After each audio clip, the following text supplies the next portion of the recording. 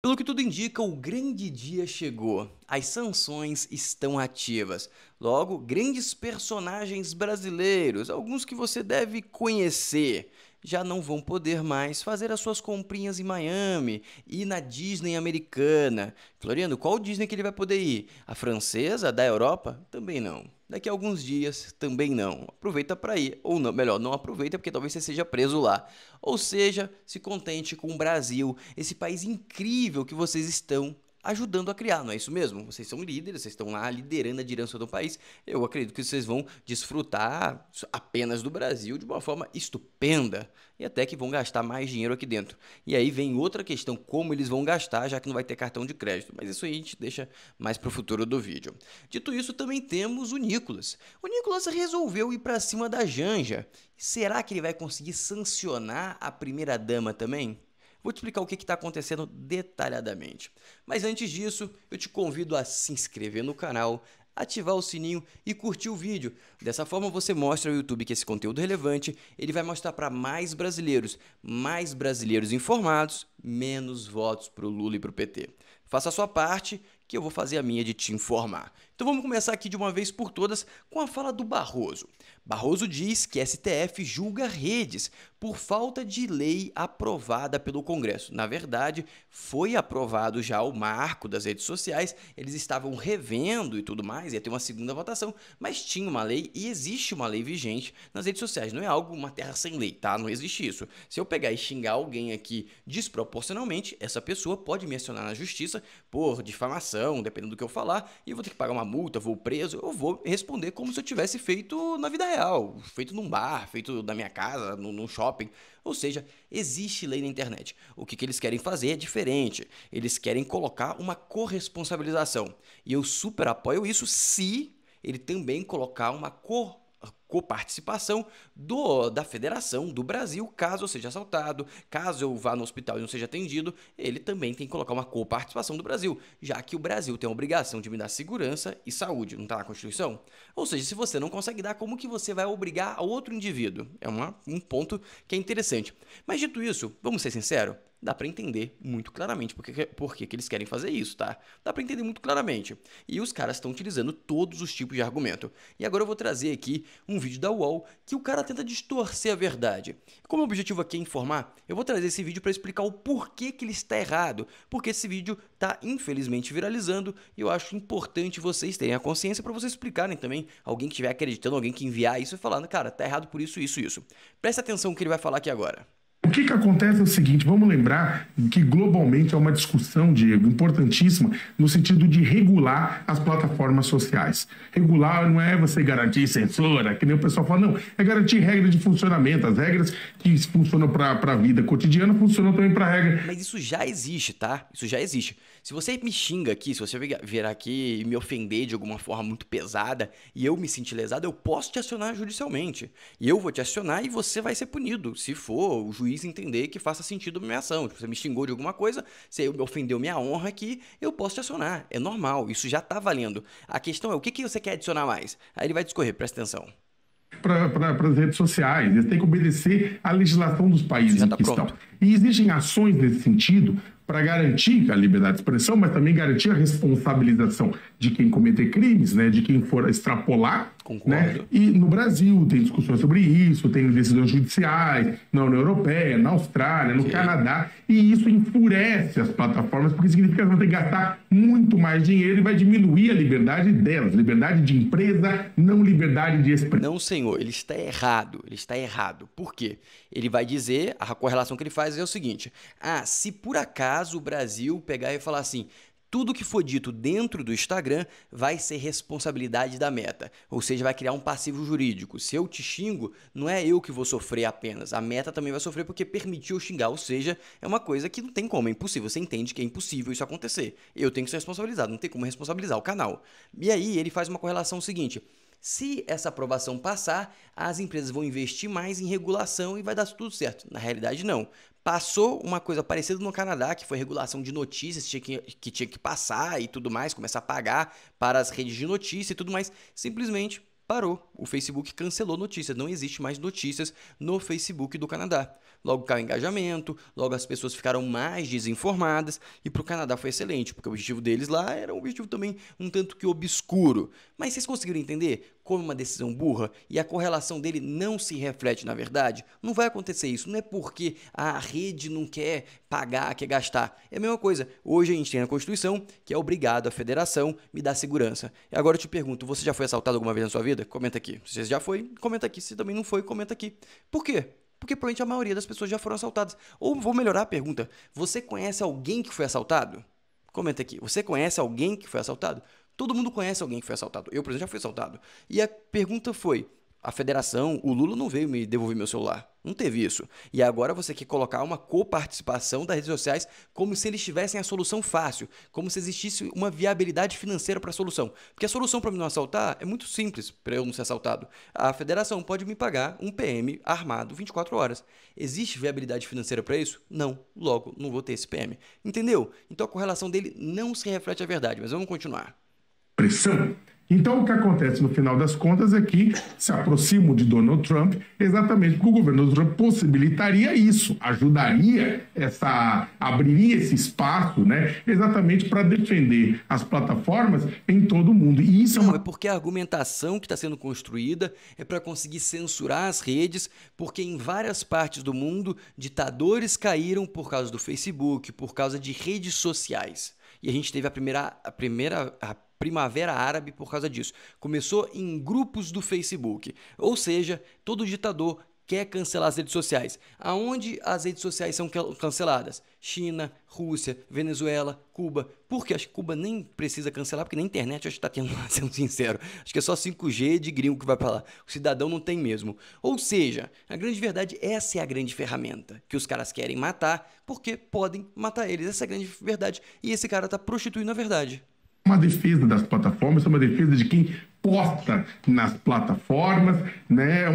O centro disso aqui tem que ser pensado nas plataformas. E, é claro, ajuda também para que Donald Trump consiga... Defesa de quem posta nas plataformas, pelo amor de Deus. Se respeite, vai te respeitar, para todo mundo se respeitar, se não dá, pô. Mandar os seus recados geopolíticos. Não se metam com as empresas norte-americanas, não se metam com os cidadãos norte-americanos. E aí, é claro, Alexandre de Moraes...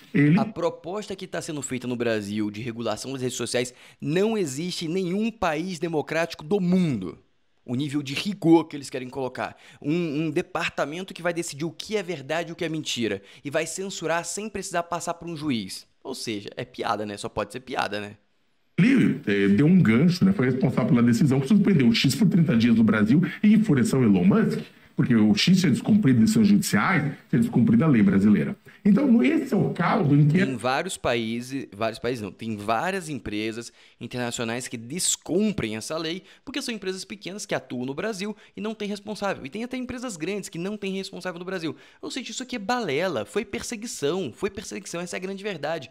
Mas por que eles querem censurar? Eu vou te dar algum motivo bem claro, tá? E aí você me diz se isso não é um mega motivo para eles buscarem censura ou não. Olha o que está viralizando agora. Isso aqui é fala do Lula, tá bom? Ou vão falar que é IA. Se for IA, vocês me corrijam, mas parece bem verdade. Olha só, presta atenção.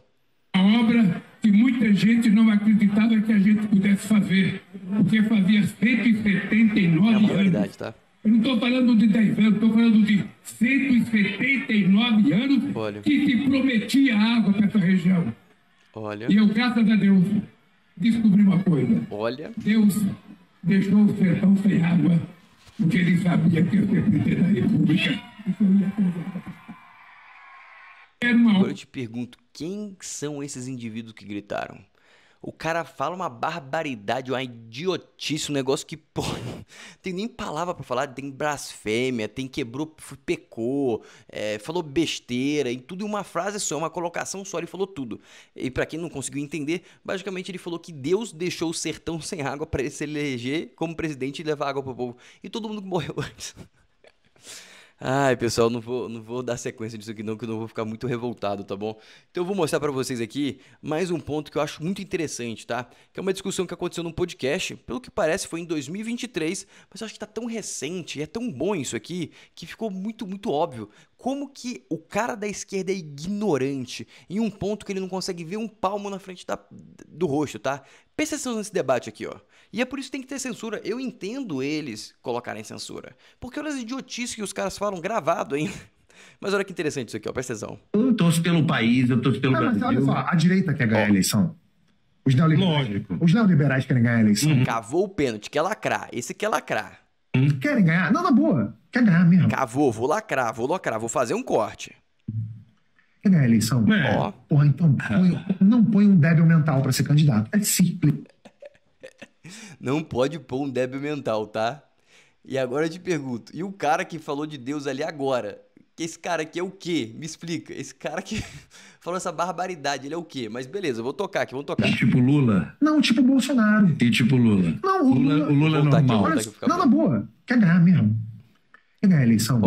Porra, então não põe um débil mental pra ser candidato. É simples. Tipo Lula? Não, tipo Bolsonaro. E tipo Lula? Não, o Lula é normal. Olha só. O Lula é normal, Donaldo. Não, olha só. Desculpa, olha só. Você pode criticar o Lula o quanto for. Ladrão eu não perdoo, irmão. Eu nasci no lugar onde ladrão o nego matava. É mais ou menos por aí. Peraí. Deixa eu te falar. Você pode odiar o cara. Eu não odeio, não. Acho ele brilhante então, até deixa eu falar. como político. Você pode detestar o cara. Mas o Lula é um animal político. Um animal político é foda. Mas olha só que ele tenta complementar. O outro vai responder, ele tenta piorar. Olha só. Um animal político acabou de falar que Deus tirou a água do povo para ele poder se eleger. Entendeu? Esse é o animal político, segundo essa anta. Presta atenção. Bolsonaro também é. Bolsonaro é um animal só. Não, animal político. Que política que ele faz? O cara ficou na Eu duvido o Lula não anda na rua. O Bolsonaro anda, o Lula não anda. Eu acho que não anda na rua. O Lula não anda na rua. O Lula não anda na rua. Com a plateia fechadinha, ele anda. Na rua ele não. E aí, você acha que o Lula anda na rua ou não anda na rua? Pra mim, eu acho que não, tá? O Bolsonaro, onde vai, arrasta multidões. E diga que é mentira. Sem dinheiro de partido político, sem CUT, sem mortadela, sem pão. Sem dinheiro. Não, a galera vai em engajamento voluntário. Mas isso é uma outra história. Nós vimos falar da sua carreira, Antônio Tabet. A gente virou... Eu sabia que ia virar uma merda de uma dessa. Não virou merda. Eu gosto de debate, porra. Então, pessoal, é isso aqui, ó. A esquerda é isso aí. O cara não conseguiu ver. Ó, eu vou ser sincero pra vocês. Talvez algumas pessoas não gostem. Ele pode ter a opinião dele ali sobre, o Bolsonaro. O Bolsonaro falou algumas besteiras, realmente, no período que ele tava como presidente. Isso é um fato. Mas, cara, ele não conseguir ver que o Lula fala coisa pior é bizarro. É bizarro. E se ele ainda tiver dúvida, assiste esse vídeo aqui. Tá viralizando. Assiste esse vídeo aí. Que no exato momento você vai conseguir. Realmente... Se pá, ou são dois animais políticos, ou são dois animais. Dito isso, agora vamos ouvir as falas do Haddad. As falas do Haddad são bem pertinentes, falam da economia e falam do IOF. Em seguida, eu vou colocar para vocês ouvirem a fala do Febraban, do presidente do Febraban, que ele fala outro ponto de vista. A grande verdade é que o Haddad não fez o dever de casa dele na parte do IOF e o preço vai ser muito alto, tá bom? Vai ser muito alto. Presta atenção nisso aqui. Para trocar impressões sobre esse momento, eu, igualmente, eu fui chamado a falar sobre a necessidade da medida e as consequências da sua eventual revogação. Nós explicamos exatamente no que consistiu o anúncio da semana passada. Basicamente, ele teve uma reunião com o presidente do Senado e o presidente do Congresso e ele explicou por que não podem derrubar o aumento do IOF.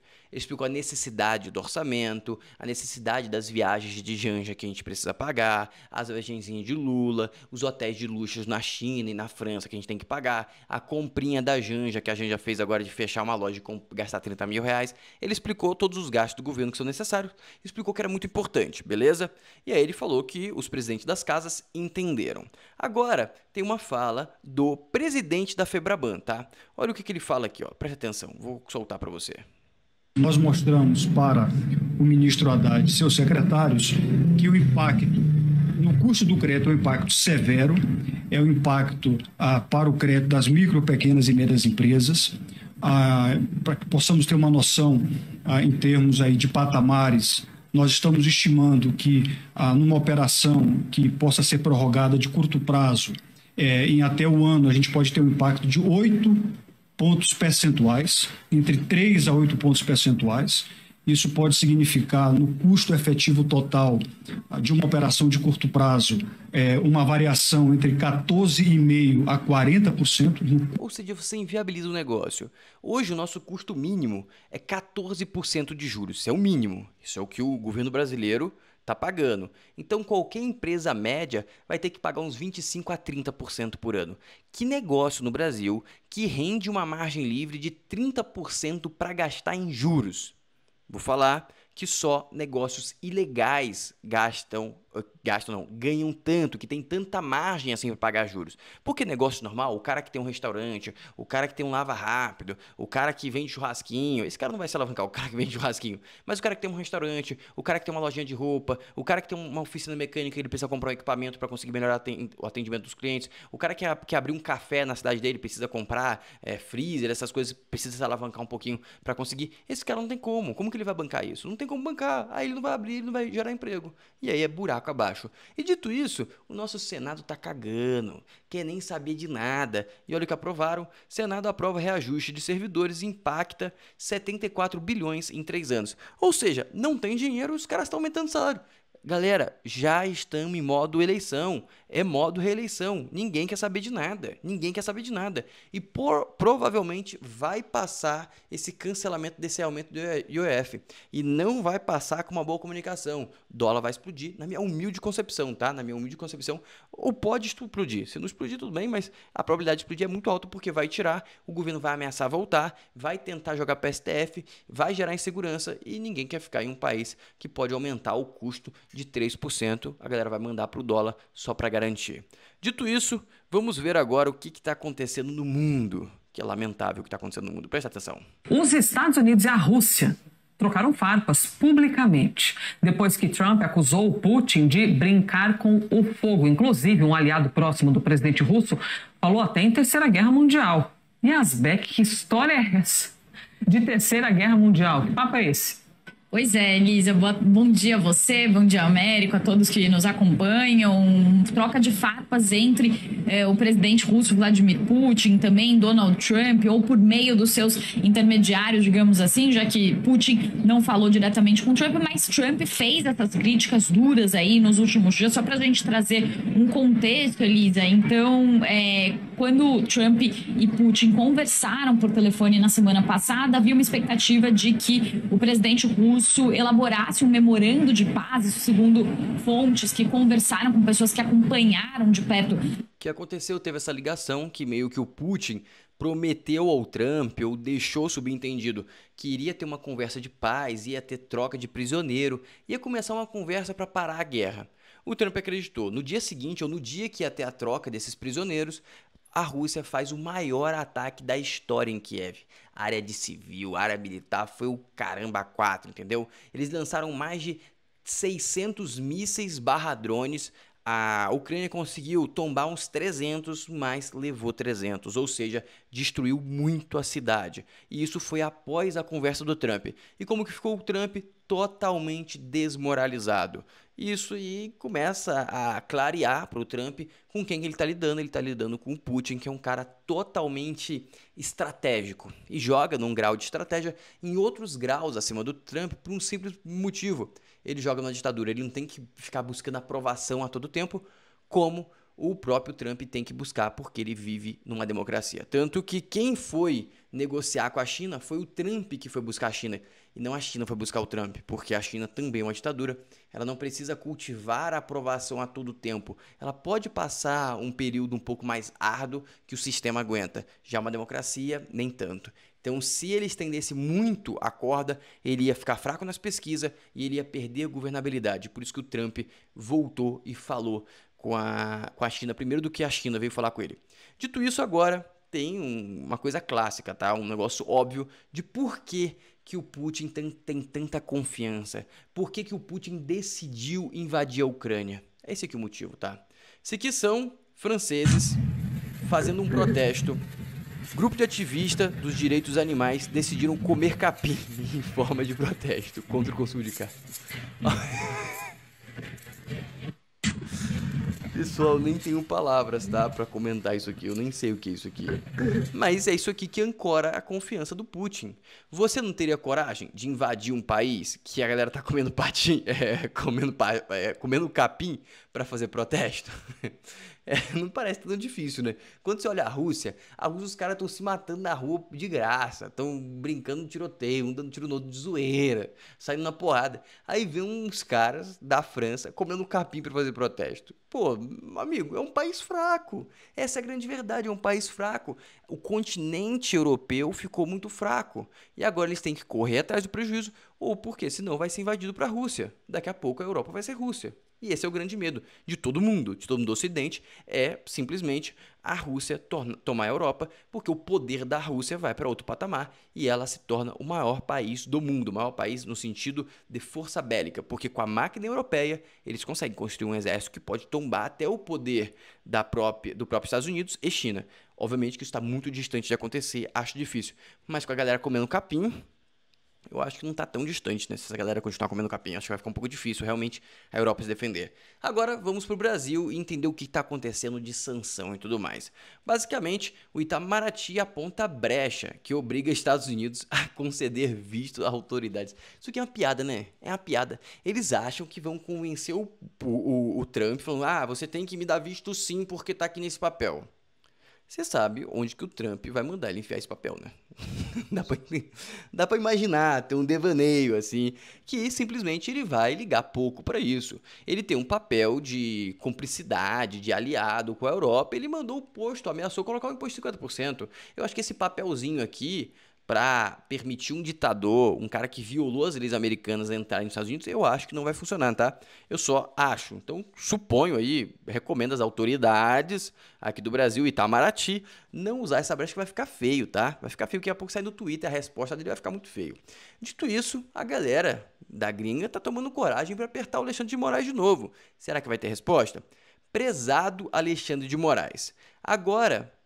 Talvez agora seja a hora de deixar o Hubble voltar ao Brasil. O que você acha? Melhor, Chris Pavlovski, que basicamente é o CEO do Hubble, que foi bloqueado por ter conflito com Alexandre de Moraes. Simplesmente Alexandre de Moraes bloqueou porque ele queria vários critérios. O cara não atendeu, não quis bloquear, porque a essência do Hubble é ter um local de livre arbítrio, ou seja, de liberdade de expressão full. Logo, ele foi bloqueado no Brasil, ele lança indireta, agora que parece que a sanção está ativada. E antes de mostrar a questão da sanção, eu gostaria de mostrar para você essa sequência que eu achei incrível, tá? Eu achei incrível. Presta atenção nas manchetes, não precisa prestar atenção nos títulos, não, que eu acho até um pouco cortado aqui. Presta atenção só nas manchetes, tá bom? Estados Unidos anunciam restrição de visto a autoridades estrangeiras. Vejam quem são os alvos. Depois eu vou mostrar para vocês quem são os alvos, mas vamos lá, isso aqui é uma sequência, tá? Olha que interessante. Ministros do STF fazem piada sobre quem terá visto para os Estados Unidos cancelados por Trump. Piora.